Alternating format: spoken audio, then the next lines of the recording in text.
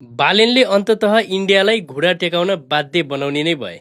किनभने बालेनको अभिव्यक्ति सरसर्ती सुन्दाखेरि कस्तो सुनिन्छ भने नेपालले पनि भूभाग मिचेको छ, इन्डियाले पनि भूभाग मिचेको छ, हामीले पनि फिर्ता गर्नुपर्छ भनेर त्यस्तो खालको अभिव्यक्ति दिएका छन्। र साथसाथै उनले अर्को लाइन पनि के थपेका छन् भने आपसी समझदारीमा साथीत्वको नाताले हामीहरूले चाहिँ टेबल टक गर्न आवश्यक छ, जसमा चाहिँ हामीहरूले इङ्ल्यान्डलाई पनि लिएर आउनेछौँ, त्रिपक्षीय बैठक बस्न आवश्यक छ, डिप्लोमेसीको आधारमा यो समस्याको समाधान हुन आवश्यक छ भनेर उनले त्यो मनसायले भनेका छन्। यसको मतलब नेपालले टेबल टक गर्ने बेलामा कति भूभाग मिच्यो त भनेर नापजोक गर्दाखेरि त खासै छैन होला।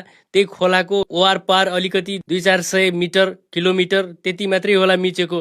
तर त्यही बेलामा आउँछ नेपालको भूभागमा इन्डियाले अहिलेसम्म राज गरिराखेको भूभाग, जो इन्डियाले 1962बाट आफ्नो किल्ला गाडेर बसेको छ, आफ्नो आर्मीको जत्थालाई त्यहाँ खटाएर बसेको छ। अहिले त अझ एउटा इन्डिया र चाइना बिचको व्यापारिक सम्झौता पनि भइसकेको छ, त्यहाँबाट चाहिँ व्यापार पनि गर्ने भनेर एउटा सम्झौता भइसकेको छ। अब त्यहाँबाट सिधै आन्दोलन गरेर चर्काचर्की गरेर लडाइँ भिडाइ गरेर त्यो सम्भवै थिएन, किनभने डिप्लोमेसी नोट पनि पठाइसकेको छ नेपालले, त्यसको जवाब पनि दिइसकेको छ इन्डियाले, प्रत्युत्तरमा त्यसले नसुने जस्तो जवाब दिइसकेछ।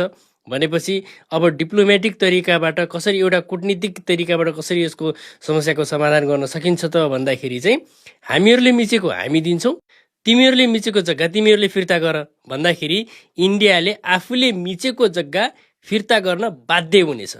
त्यो नै हो बालेनको एउटा कूटनीतिक स्ट्रेन्थ भनेको। जुन कुरा नबुझ्दाखेरि अहिले गोदी मिडिया र नेपालका झारेपातेहरूले चाहिँ विरोध गर्न थालिसकेका छन्।